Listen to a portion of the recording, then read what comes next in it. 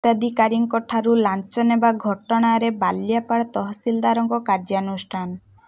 Baliapal block Balrampur ରାଜସ୍ୱ ନିରୀକ୍ଷକ ଅଜିତ କୁମାର ପ୍ରଧାନ ଜୈନକ ହିତାଧିକାରୀଙ୍କ ଠାରୁ ଜମିପଟ୍ଟା ଅନଲାଇନରେ ଅପଲୋଡ କରିବା ପାଇଁ ଲାଞ୍ଚ ନେବା ଘଟଣାରେ ତ୍ୱରିତ କାର୍ଯ୍ୟାନୁଷ୍ଠାନ ଗ୍ରହଣ କରିଛନ୍ତି।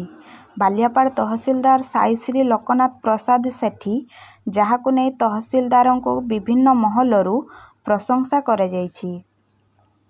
ସରକାରୀ କାର୍ଯ୍ୟାଳୟରେ କୌଣସି ହିତାଧିକାରୀଙ୍କ ଠାରୁ ଲାଞ୍ଚ ନ ନେବା ପାଇଁ କଡ଼ା ନିର୍ଦ୍ଦେଶ ରହିଥିବା ବେଳେ କିଛି ଅସାଧୁ କର୍ମଚାରୀ ବିନା ହାତଗୁଞ୍ଜାରେ କୌଣସି କାର୍ଯ୍ୟ କରୁନଥିବା ଅଭିଯୋଗ ହୋଇଛି।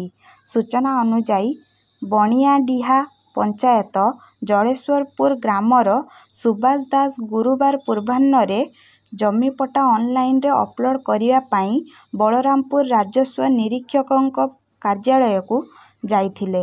ଡ୍ୟୁଟିରେ ଥିବା ରାଜସ୍ୱ ନିରୀକ୍ଷକ ଅଜିତ ପ୍ରଧାନ ଜମିପଟ୍ଟା ଅପଲୋଡ କରିବା ପାଇଁ 100 ଟଙ୍କା ଦେବା ପାଇଁ ବାଧ୍ୟତାମୂଳକ ବୋଲି କହିଥିଲେ।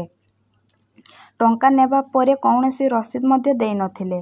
ତେବେ ଅନଲାଇନ ଅପଲୋଡ ଦେୟମୁକ୍ତ ଥିବା ବେଳେ କଣ ପାଇଁ ଟଙ୍କା ନେଇଛନ୍ତି ବୋଲି ପଚାରିବାରୁ କୌଣସି ସନ୍ତୋଷଜନକ ଉତ୍ତର ଦେଇନଥିଲେ।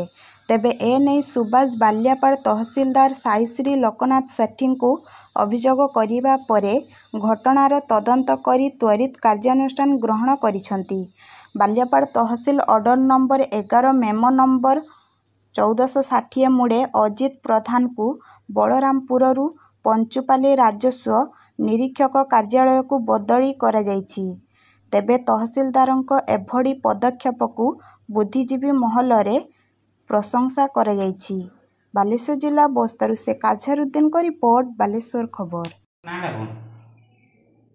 কোন দরকার আপনার নাটা কোন আছে কোন দরকার কোন আমি জনে সাংবাদিক আসছো হ্যাঁ আপনার পরিচয়টা আমি পচারি পরিচয়টা সেমতি কোন বাইক রে কোন পরিচয় নেবে কেমতি আপনার পরিচয় দেবে কোন পরিচয়টা বাইক রে কোন পরিচয় দেবে কেমতি দেবে কোন আপন তহসিলদার কো পচারন্তু যাইকি হ্যাঁ আমি তহসিলদার কো পচারন্তু আসিছু আপন কো পরিচয় আপন দেবে না তহসিলদার সার দেবে আরে তো বড়রে পরে কোন পরিচয় দেবে আপনার নাটা তো থিব না হ্যাঁ না অজিত প্রধান বাস সেইটা হি আমার দরকার एंट्री करिकी पाउती काटिया किसी गवर्नमेंट ये आपन किसी पैसा नंबर किसी शेड्यूल अच्छी कि नहीं सेमती कौन भी शेड्यूल ना किंतु बलरामपुर आरआई सर किसी पैसा नौ सेमती कौन प्रकार अभियोग मो पाख आसी ना जदि आसे ताहले ता उपरे कार्यानुष्ठान ग्रहण करा जीवो सर मु निजे एबे जस्ट देई आसी कोन कहबी ता नहीं तार जदि प्रमाण अछि दियंतु आमे तांको विरुद्ध रे जहा आईनगत कार्यानुष्ठान ग्रहण करी।